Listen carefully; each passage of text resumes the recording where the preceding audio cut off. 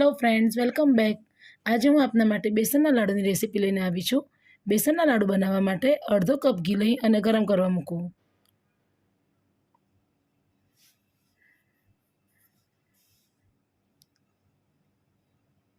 ઘી ગરમ થઈ જાય એટલે તેમાં 1 કપ બેસન, તમે રેગ્યુલર ચણાનો લોટ વાપરતા હોય તે પણ લઈ શકો છો ફ્રેન્ડ્સ। 1 કપ બેસન લઈ અને હલાવતા રહેવું। લો ટુ મીડિયમ તાપે બેસનને શેકતા રહેવું ફ્રેન્ડ્સ। આ બેસનને શેકાતા લગભગ 8 થી 10 મિનિટ થાય છે।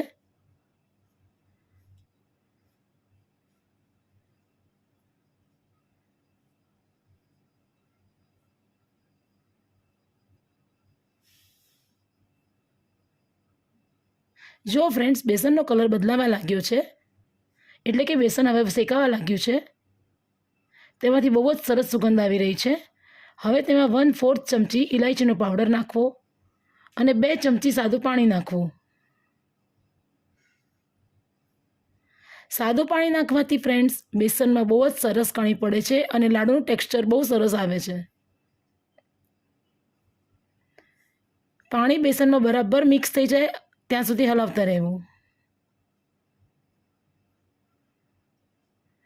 બેસન હવે શેકાઈ ગયું છે। ગેસની ફ્લેમ બંધ કરી દેવી। હવે બેસનને એક પોળા વાસણમાં નાખી અને એકદમ ઠંડુ થવા મૂકી દેવું ફ્રેન્ડ્સ।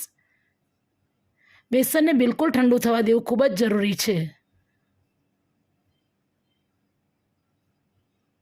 બેસન એકદમ ઠંડુ થઈ જાય એટલે તેમાં 1 કપ શુગર નાખવી।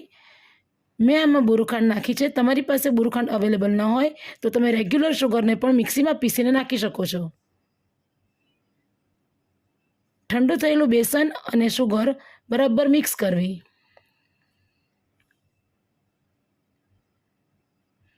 અને તેના લાડુ વાળવા। આ લાડુ પ્રસાદમાં પણ બહુ સારા લાગે છે અને ફટાફટ બની જાય છે।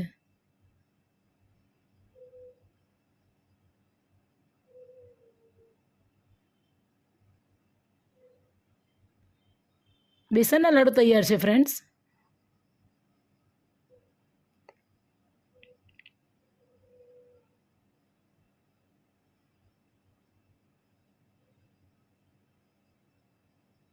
બેસનના લાડુ તૈયાર થઈ જાય એટલે તેની પર બદામની કતરણ લગાવી અને તેને ગાર્નિશ કરવા।